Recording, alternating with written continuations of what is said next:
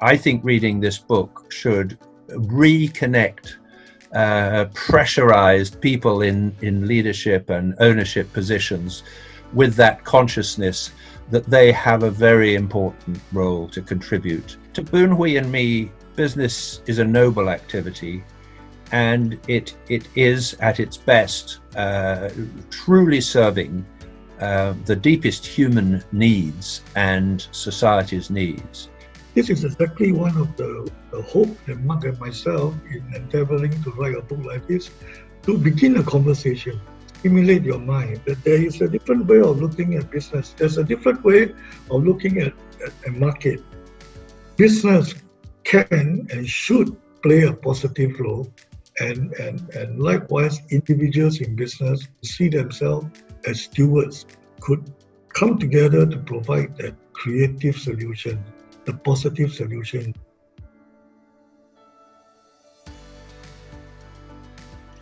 There's an ancient proverb from the Native Americans which says that we don't inherit the world from our ancestors, we borrow it from our children. In Stewardship Asia and Tomorrow's Company, we've always talked about stewardship as the obligation to manage in a wholehearted and responsible way the assets with which we're entrusted, so that we pass them on in better condition. I would like to define stewardship in this way.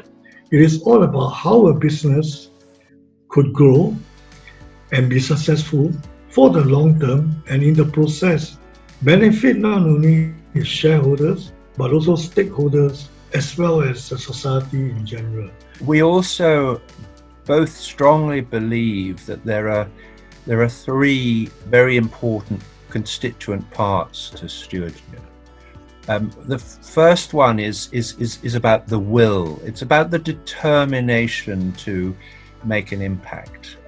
The second one is about a recognition that we're all independent. No person, no organization is an island. And the concept of stewardship reasserts that interdependence. And the third element, as Mr. Ong said so powerfully just now, is the element about time. Every company changes in time, and the most important companies endure through time.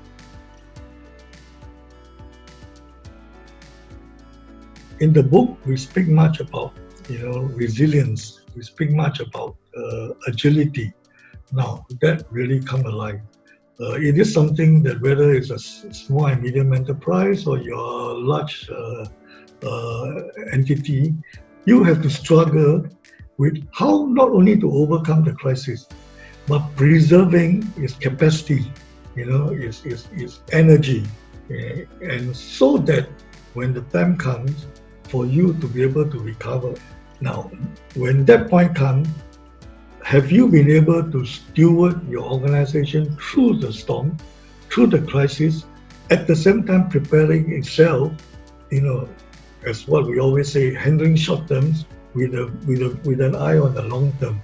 And when the time comes, you are able to bounce back faster, stronger, better than others. You can't talk about success in a business or a nation unless you understand the true constituents of value, which are much more than financial, and which are ultimately about human well-being.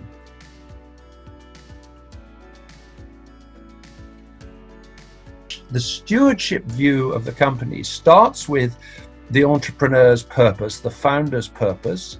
It goes on to say that the organization exists in order to fulfill that purpose.